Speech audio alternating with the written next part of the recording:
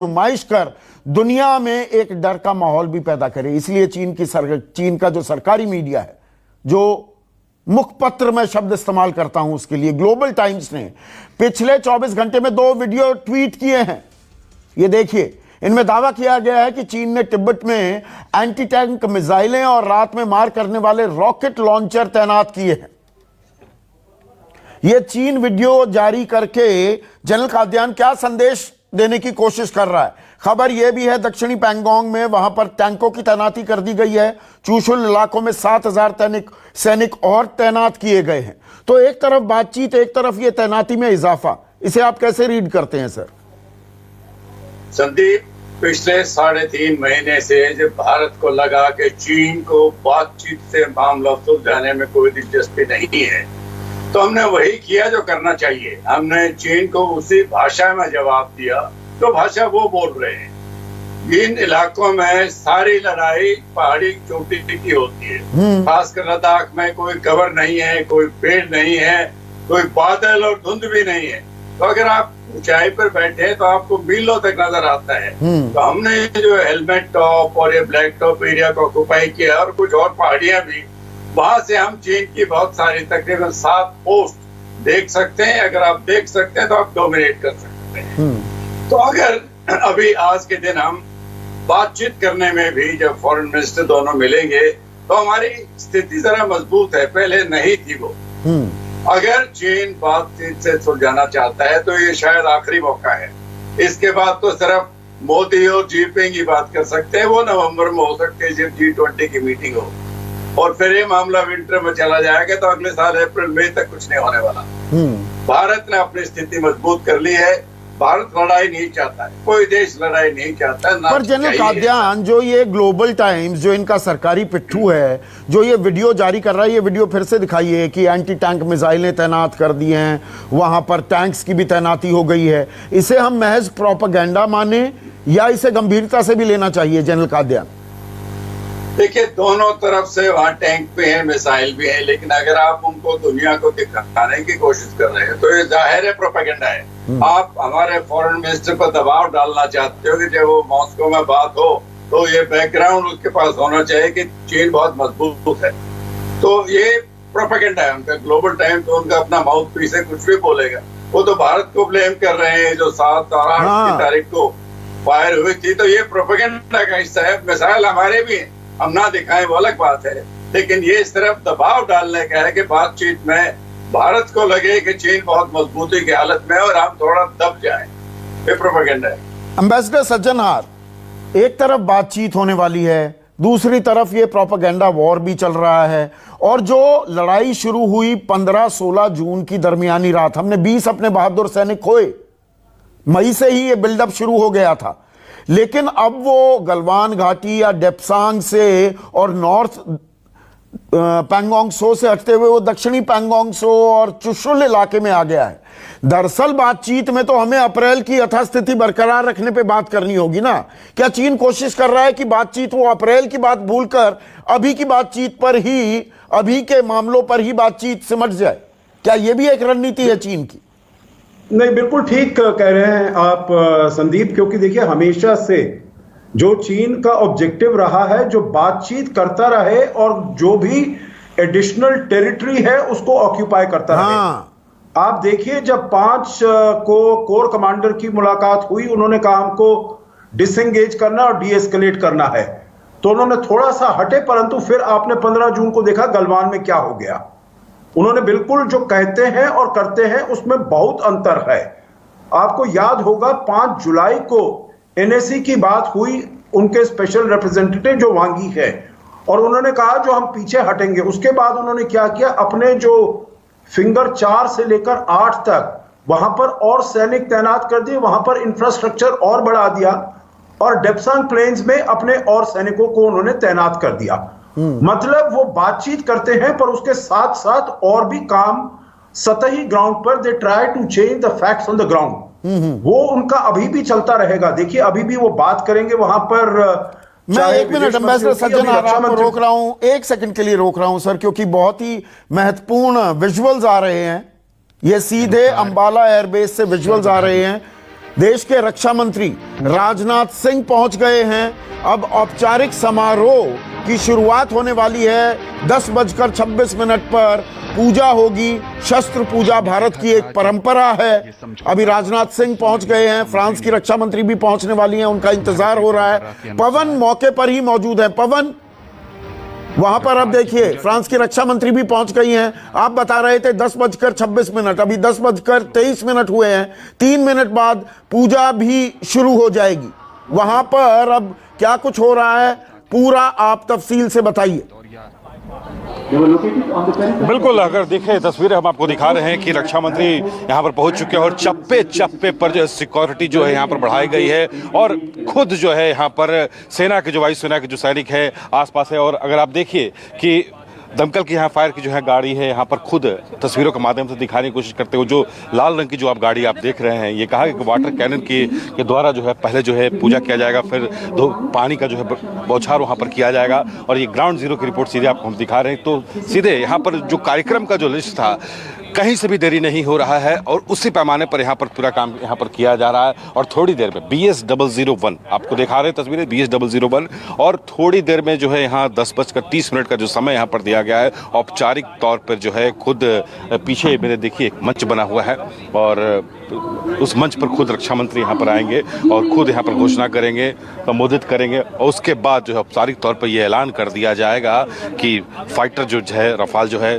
भारतीय वायुसेना में जो है उसे शामिल करने का खुद यहाँ पर से जो है शामिल किया जाएगा। ठीक है, अगर पीछे आप देखिए कि आपको अगर आवाज़ सुनाई दे रही हो कि मंत्र का उच्चारण यहाँ पर अब शुरू हो चुका है। संस्कृत में ये मंत्र यहाँ पर किया जा रहा है। हर सर्वधर्म यहाँ पर पूजा का आयोजन यहाँ पर किया गया। हालांकि मीडिया का परमिशन वहाँ पर नहीं दिया गया, मीडिया को विजुअल देने का मना किया गया। लेकिन आप देखिए जो फ्रेंच के देश से जो नागरिक हैं, लोग हैं, वो भी यहाँ पर उनके विशेष अतिथि के तौर पर यहाँ पर बुलाया गया है। सेना के तमाम बड़े आलाधिकारी यहाँ पर मौके पर मौजूद हैं और जो मंत्र का जो यहाँ पर उच्चारण हो रहा है, पूरे अगर आसपास का पूरा इलाका जो है मंत्रमुक्त यहाँ पर हो गया है। खुशी का माहौल यहाँ पर है। और यहाँ दूर से अगर आपको दिखाने की कोशिश करते हैं तो जो आप नीले रंग की जो आप चेयर यहाँ पर सीधे अगर आपको दिखाई दे रहा है, उसके ठीक जस्ट बगल में नीले रंग की जो चेयर है वो खुद वहाँ पर आकर रक्षा मंत्री बैठेंगे और वहाँ से खुद चलते हुए मंच पर जाएंगे, फिर वहाँ संबोधित करेंगे। लेकिन फिलहाल अभी पूजा की जो शुरुआत यहाँ पर हो चुकी है, मीडिया को अभी कवरेज करने से हम मनाही किया गया। संदीप जी।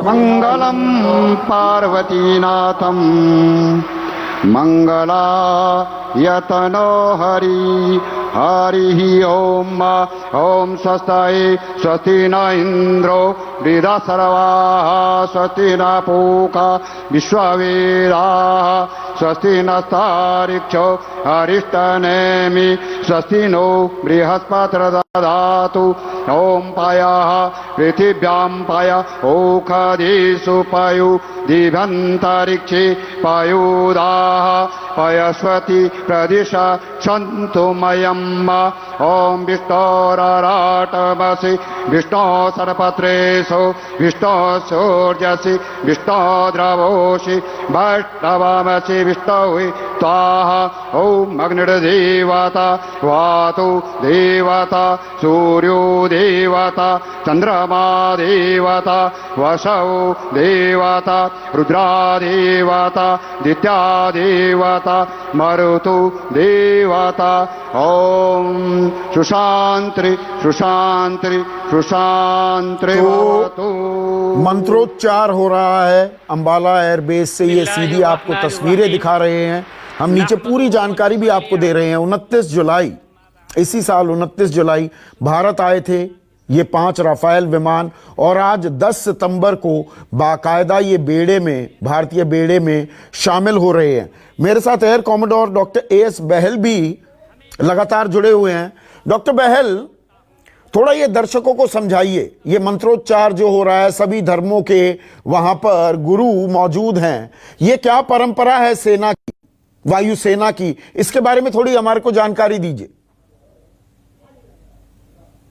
ये सेना को एक बहुत ही सेकुलर नजर से देखा जाता है। तो जब भी हम कोई भी इंपॉर्टेंट फंक्शन करते हैं, इंडक्शन करते हैं या फिर स्क्वाड्रन का या अपने जो भी हमारे प्रेसिडेंट्स के अवार्ड मिलते हैं, तो उन सब में हम सर्वधर्म पूजा करते हैं, जिसमें पंडित जी भी होते हैं, मौलवी भी होते हैं, ज्ञानी जी भी होते हैं, ताकि एक जो इमेज है हमारे देश की, एक कॉन्स्टिट्यूशन के अंदर हम सॉवरेन सेकुलर रिपब्लिक हैं, वो पूरा क्लियरली दिखे। और सर्व धर्म के लोग हमारे देश के लिए अपनी जान दे चुके हैं। आप देखेंगे, चाहे परमवीर चक्र हो, महावीर चक्र हो या वीर चक्र हो, उसमें आपको सब धर्मों के लोगों का नाम मिलेगा, क्योंकि वो भारत को देखते हैं, वो धर्म नहीं देखते। और जो हमारी सर्विसेज हैं, तीनों सर्विसेज हैं, वो धर्म का नाम भी हम अपने अंदर नहीं लाते। हमें सिर्फ एक ही धर्म है हमारा, वो है भारतीय होना।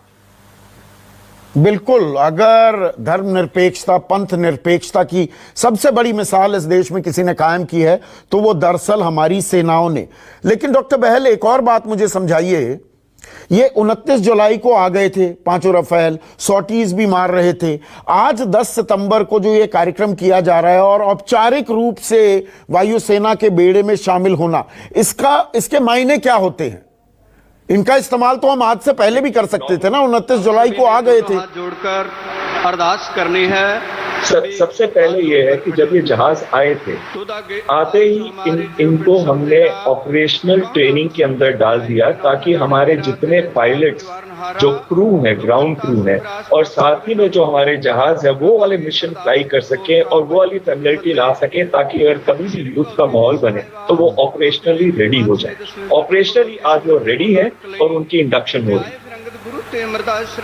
तो मतलब ऑपरेशनली अब ये तैयार हैं पूरी तरह से। इसमें यह भी बताया गया था, एक जो विमान है, एक जो एयरक्राफ्ट है, वो परमानेंट ट्रेनिंग में ही लगाया जाएगा, 4 ऑपरेशंस के लिए इस्तेमाल होंगे। ये किस तरह से होता है कॉमोडोर बहल? देखिए, नॉर्मली ऐसा नहीं होता कि एक को हमेशा हम ट्रेनिंग के लिए लगाएं। सारे जहाज को ट्रेनिंग के लिए भी इस्तेमाल किया जाता है, ऑपरेशंस के लिए भी इस्तेमाल किया जाता है। इसमें 2 जहाज ऐसे हैं 5 में से जो ट्विन सीटर हैं, जो कि ट्रेनिंग के लिए इस्तेमाल किए जा सकते हैं और हवाई युद्ध के लिए भी इस्तेमाल किए जा सकते हैं, क्योंकि उसमें सभी वो सिस्टम फिटेड होते हैं जो कि एक लड़ाकू विमान के लिए जरूरी है। लेकिन साथ साथ में वो ट्रेनिंग दे सकते हैं। अगर कोई एक पायलट आता है जो कि नॉविस है, जिसने अभी ट्रेनिंग नहीं ली, तो उसके लिए वो ट्विन सीटर जो फाइटर होता है वो बहुत ही महत्वपूर्ण होता है। तो ये जरूरी नहीं होता कि एक जहाज हमने ट्रेनिंग के लिए रखा है। हाँ, एक जहाज पे हम कन्वर्जन करते हैं, एक जहाज से हम उनको वो ट्रेनिंग देते हैं जो नॉविस पायलट होते हैं, नौसिखिया पायलट होते हैं। लेकिन अगर उस जहाज की रिक्वायरमेंट युद्ध में आती है तो उसका इस्तेमाल युद्ध में भी किया जा सकता है। ठीक है जनरल काद्यान, थोड़ा दर्शकों को यह भी समझाइए। देखिए, साइलोज में अलग अलग कंपार्टमेंट्स में सेना काम नहीं करती है। थल सेना, वायुसेना, नौसेना, ये आपस में समन्वय भी अब बनाते हैं। अब तो चीफ ऑफ डिफेंस स्टाफ भी एक पोस्ट क्रिएट कर दी गई है। तो राफेल का औपचारिक रूप से वायुसेना के बेड़े में शामिल होना, इसका आज की तारीख में जो तनाव चल रहा है चीन के साथ, मायने क्या हैं? सिनर्जी कैसे बनेगी और कैसे इस्तेमाल होगी वायुसेना और थल सेना के बीच? देखिए, रफाल का भारत मानने का निर्णय तो बहुत पहले ले लिया गया। लद्दाख का जो उलझन चल रही है वो तो रिसेंट है। तो ये सिर्फ चाइना के लिए नहीं थे, ये तो हमने अपने, अगर आप लड़ाई नहीं चाहते तो आपको लड़ाई करने के लिए मजबूत होना चाहिए। ये भी तो दुश्मन जिसके आपके ऊपर हमला करने से, तो ये मजबूती तो बहुत पुराना निर्णय था रफाल का। तो बहल साहब शायद ज्यादा जानते हैं, 20-25 साल पुराना निर्णय था। आते आते समय लगा, क्योंकि एक बड़ी बिग टिकट परचेज है, इसमें विवाद भी हो गया था, चर्चाएं भी बहुत हुई। तो इसका सिर्फ चाइना से ताल्लुक नहीं था। आज के दिन हम इसको चाइना मानते हैं। दूसरा, आज के दिन जब चीफ ऑफ डिफेंस साहब, आपने एक सिंगल पॉइंट एडवाइजर सरकार ने नियुक्त कर लिया है, जिसकी बहुत पहले से ये डिमांड थी। तो हम एयरफोर्स और आर्मी तो विजिबल है, उनकी बात होती रहती है। नेवी, क्योंकि मीडिया समुद्र में नहीं जाता है, उनकी बात कम होती है। अगर लद्दाख में कुछ हुआ तो ये लड़ाई सिर्फ जमीन पर सीमित नहीं रहेगी, ये लड़ाई पानी में भी जाएगी। हमारी नेवी जो निकोबार आइलैंड के साउथ में नया बेस डेवलप किया है, वहां से जो चोक पॉइंट है चाइना के ट्रेड के, मलाक्का स्ट्रेट, वहां तक ऑपरेट कर सकती है। अगर वहां किया तो चीन जाहिर है साउथ चाइना सी से आएगा। अगर चीन साउथ चाइना सी में आएगा तो फिर गड़बड़ दुनिया में फैलेगी। ये चीन जानता है, और वही एक डेटरेंट है चीन के लिए कि वो लद्दाख में कोई बड़ी बात शायद ना करे, क्योंकि सीमित सिर्फ जमीन तक नहीं रहेगी। जमीन पर तो जो पहले हमला करता है उसको हमेशा एडवांटेज मिलता है, क्योंकि वो जगह चुनता है, वो टाइम चुनता है। दूसरी फौज फिर उसके एवज में कोई और कब्जा कर सकते हैं, वो तो भारत सेना करेगी। या कुपाई जो की है पहाड़ियां, ये भी इस तरफ रिस्पॉन्स में है। नहीं, आप बिल्कुल सही बात कह रही है। चीन के लिए नहीं, आपका बिल्कुल वैलिड पॉइंट है।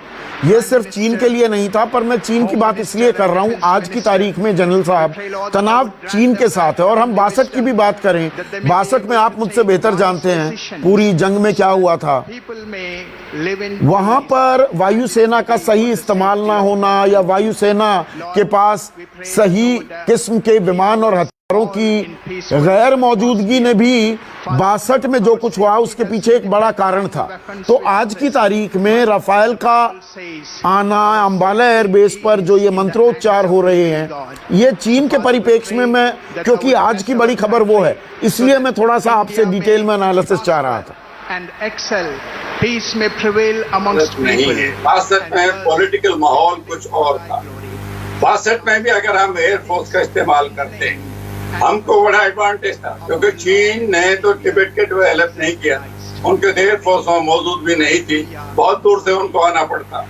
दूसरा जो हमको फायदा है, हमारे जितने भी एयर बेसिस हैं वो सिर्फ नीचे तल पर है, समुद्र तल के लेवल पर है, जहाँ से एक एयरक्राफ्ट बहुत सारा लोड लेके उड़ सकता है। चीन अभी भी तिब्बत में जो उनके एयर बेसिस है वो तो 13-14 हजार की ऊंचाई पर है, तो वो लोड कैरिंग कैपेसिटी उनकी कम हो जाती है। अगला पॉइंट जो रफाल को लागू है, इसमें खूबियां तो बहुत कुछ है, लेकिन 2 खूबियां जो मैं हाईलाइट करना चाहता हूँ, बहल साहब शायद उसको ज्यादा एलेबोरेट कर सकें। एक तो ये है कि जिसका इतना वजन रफाल का है, तकरीबन उतना ही वो एम्यूनिशन और मिसाइल उठा सकता है, जो है कि बहुत बड़ी खूबी है हवाई जहाज के लिए। इसका खुद का वजन 10 टन है, और ये 9 टन एम्यूनिशन, जिसमें बहुत सारे missile, scalp, Micra, meteor, hammer, Exocet, ये सब शामिल है। दूसरी खूबी है कि एक ही सॉर्टी में ये 3-4 रोल अदा कर सकता है, जो चीन के पास जो हवाई जहाज है J-20 वो नहीं कर सकता। ये एंटी एयर रोल में भी लग सकता है, ये एंटी ग्राउंड रोल में भी, एंटी शिप रोल में भी। एक ही सॉर्टी में बार बार उतरना और हवाई जहाज को आकाश में जाना जरूरी नहीं है। तो एक बहुत बड़ी कैपेबिलिटी है ये रफाल एयरक्राफ्ट, ये बड़ा आधुनिक एयरक्राफ्ट है, और इससे आने से हमारी जो डेटरेंट वैल्यू है, क्योंकि हम तो डेटरेंट ही चाहते हैं, हम नहीं चाहते लड़ाई हो, तो डेटरेंट वैल्यू में बहुत बड़ा योगदान होगा, चाहे वो चीन हो, चाहे वो पाकिस्तान हो या कोई और। 62 में भी हम कर सकते थे। J-20 और राफेल के बीच में और फर्क मैं कॉमोडोर बहल से जानूंगा, लेकिन प्रशांत, कार्यक्रम वहां पर जो हम तस्वीरें लगातार दिखा रहे हैं, कार्यक्रम का समापन हो गया है, मंत्रोच्चार होना था, शस्त्र पूजा जो हुई है वो पूरी हो गई है, अब मुकम्मल हो गया है कार्यक्रम। पवन आप ही से पूछ। जी संदीप जी, मंत्रोच्चार का जो कार्यक्रम था, जो शस्त्र पूजा थी, वो मुकम्मल हो गया है, तो जो औपचारिक शामिल होने की प्रक्रिया थी बेड़े में, वो मुकम्मल हो गई है या अभी और कोई कार्यक्रम बचा हुआ है? पवन बिल्कुल, अभी कार्यक्रम बचा हुआ है संदीप जी। यहाँ पर एयर शो यहाँ पर किया जाएगा, जो कि हमारे पास वो पूरा डिटेल है।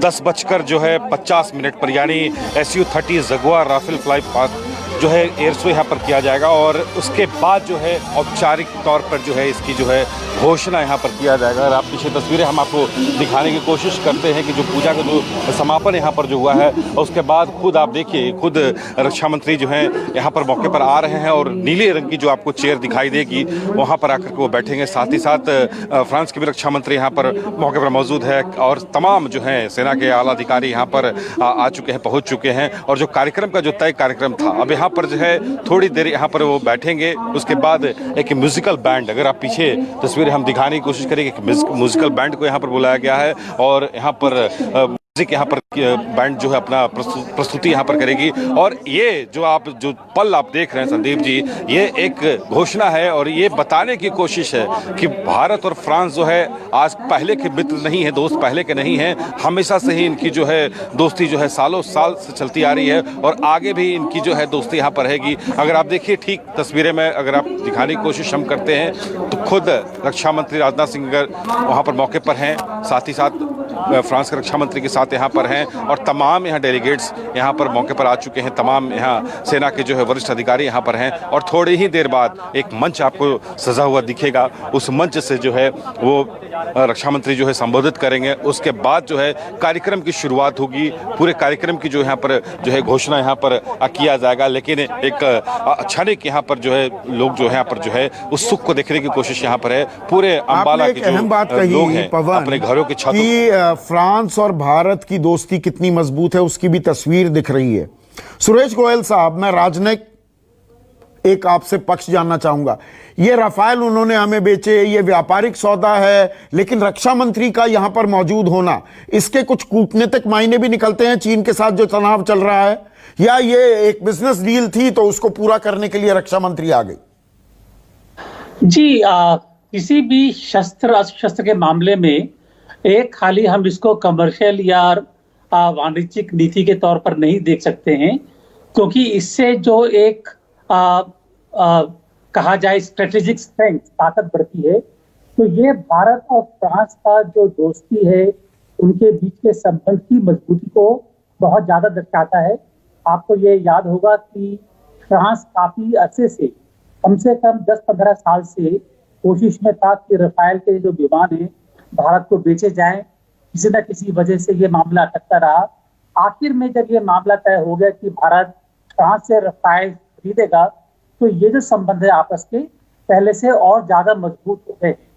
तो चीन को एक संदेश जो मैं कहूंगा जाता है वो ये है कि खाली फ्रांस ही नहीं कि भारत के साथ में इस समय विश्व के काफी देश हैं और चीन ये समझने की भूल ना करे कि भारत अकेला है और इसलिए भारत को वो दबा सकता है। तो इस लिहाज से भी जो आज की सेरेमनी है एक संदेश देती है कि भारत मजबूत देश है, सामरिक तरीके से भी और पॉलिटिकली भी। तो बिल्कुल अहम बात आपने कही है। सिर्फ ये नहीं है कि औपचारिक बेड़े में शामिल हो गया राफेल, वहां पर फ्रांस की रक्षा मंत्री का मौजूद होना मिलिट्री संदेश ही नहीं, डिप्लोमेटिक संदेश भी कहीं ना कहीं साफ शब्दों में चीन को दिया जा रहा है। एक छोटा सा ब्रेक ले रहा हूं, ब्रेक के बाद चर्चा को आगे बढ़ाएंगे। एयर शो भी शुरू होने वाला है, उसे भी मिस मत कीजिए ब्रेक के बाद।